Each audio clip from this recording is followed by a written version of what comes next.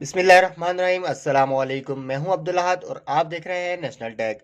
दोस्तों, आज की इस वीडियो के अंदर मैं आपको बताऊंगा कि 1.5 टन का जो एसी है इसको किस तरह इंस्टॉल करते हैं। तो स्टेप बाय स्टेप मैं आपको बताऊंगा कि किस तरह इंस्टॉल करते हैं और इसके साथ आपको किन किन चीज़ों का ख्याल रखना चाहिए और ये किस तरह से ये इंस्टॉल होता है।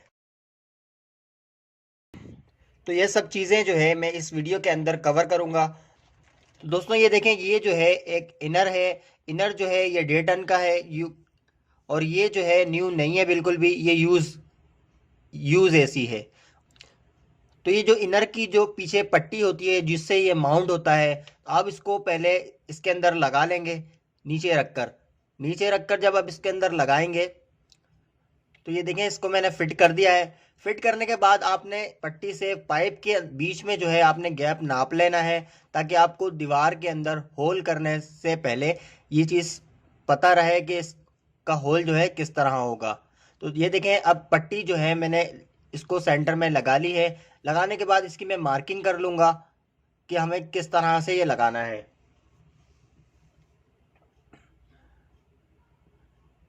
जब मार्किंग करते वक्त ख्याल ये करना है कि मार्किंग जो है हल्की सी जो है राइट साइड पर हल्की सी टेढ़ी हो। उसके बाद हम इसको ड्रिल कर लेंगे।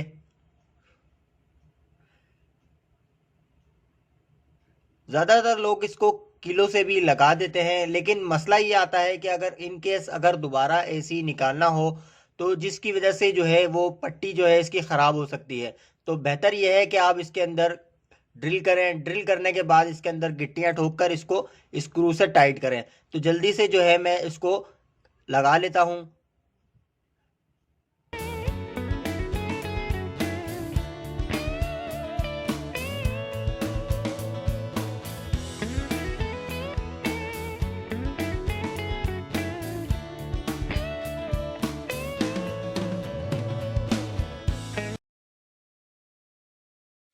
इसकी जो पट्टी है, पट्टी के साथ जो आपने गैप पाइप का नापा था वही जो है दीवार पर मार्क कर देंगे कि हमारा जो होल है वो कहाँ पर आएगा।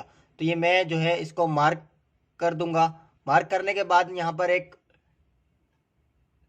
ड्रिल से जो है आर पर होल कर दूंगा। होल करने का तरीका ये है कि आपने चारों कोने पर एक एक होल कर देना है।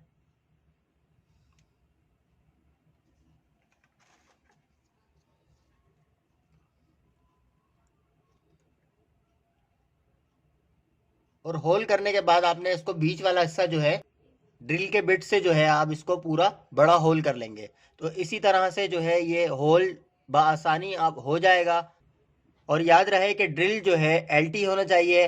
एलटी जो है हैवी काम के लिए बेहतर होती है और होल जो है आपका बआसानी आराम से हो जाएगा।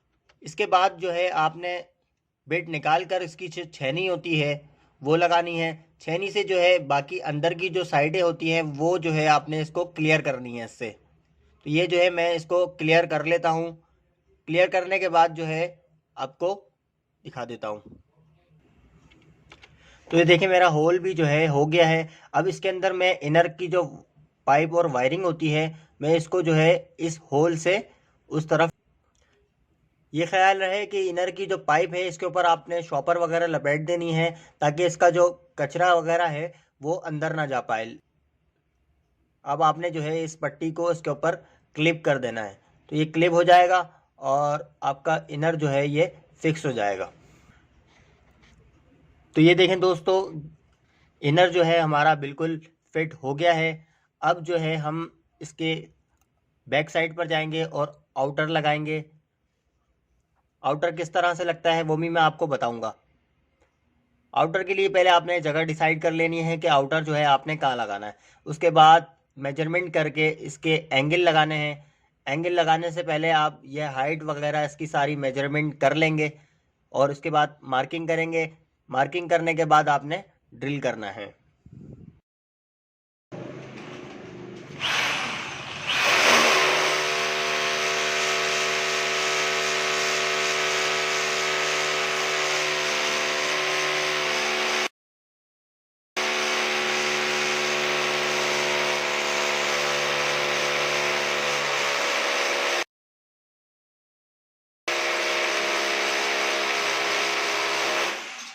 ड्रिल करने के बाद जो है आपने रावल बोल्ट से जो है इसको एंगल को टाइट कर देना है।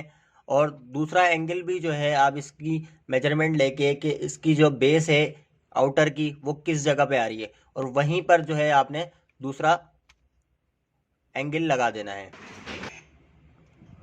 ड्रिल करने के बाद जो है रावल बोल्ट पहले एंगल में फंसा के उसके बाद इसको हल्का सा हैमर से मारेंगे, उसके बाद स्पैनर से या गोटी रॉड से जो है इसको मैं टाइट कर दूंगा। आपने ये ज़्यादा ध्यान देना है कि आपका जो ये एंगल है वो फुल टाइट हो।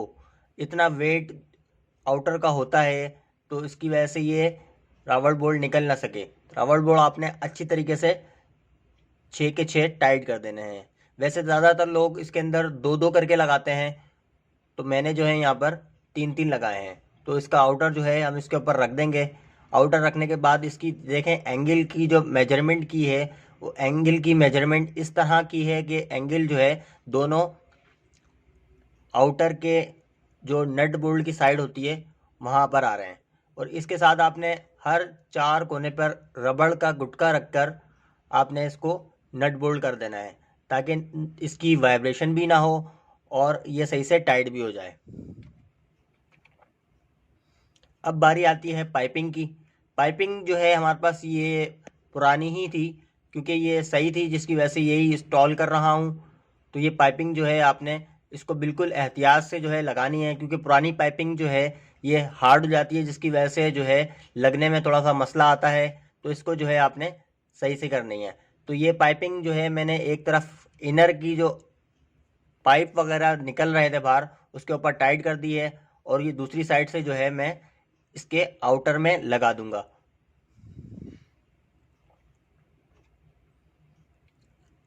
सबसे पहले आपने बड़ा वाला मोटा वाला पाइप लगाना है और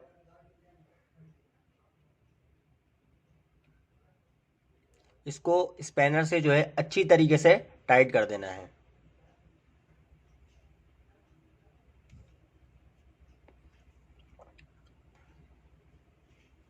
क्योंकि ये पुराना एसी था जिसकी वजह से इसके अंदर गैस नहीं थी। अब इसके अंदर सिलेंडर लगाकर जो है इसके अंदर थोड़ा सा प्रेशर देंगे। प्रेशर देने के बाद इसको लॉक करेंगे। लॉक करने के बाद जो हमारे जॉइंट्स हैं उसको चेक करेंगे कि जॉइंट जो है लीकेज वगैरह तो नहीं है, कहीं से गैस लीक वगैरह तो नहीं होगी। तो हमने जो है ये इनर के जो जॉइंट हैं इसके अंदर भी जो है सर्फ का पानी लेकर चेक कर लिया है कि हमारा जो जॉइंट है वो बिल्कुल ठीक है।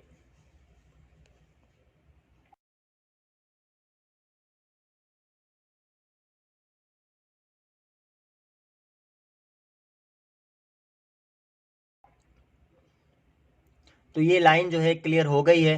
अब जो है हम इसकी वायर जो है जो इनर से आउटर की वायर आ रही होती है हम उसको इसके अंदर आउटर के अंदर लगा देंगे। तो ये देखें इसकी वायरिंग भी जो है मैंने जल्दी से जो है कर ली है। ये मैंने 2376 का वायर 3 को डाला है और डायरेक्ट मेन से इसका कनेक्शन कर दिया है, और सेफ्टी ब्रेकर जो है मैंने वो एक अदद दे दिया है। अब इसको मैं जो है ऑन करूँगा तो ये जो है ऑन हो गया है। इसकी जो एलईडी लाइट है वो येलो कलर की है। यहाँ लाइटिंग ज़्यादा होने की वजह से आपको लाइट बिल्कुल नहीं दिखाई दे रही, और ये रनिंग में आ चुका है।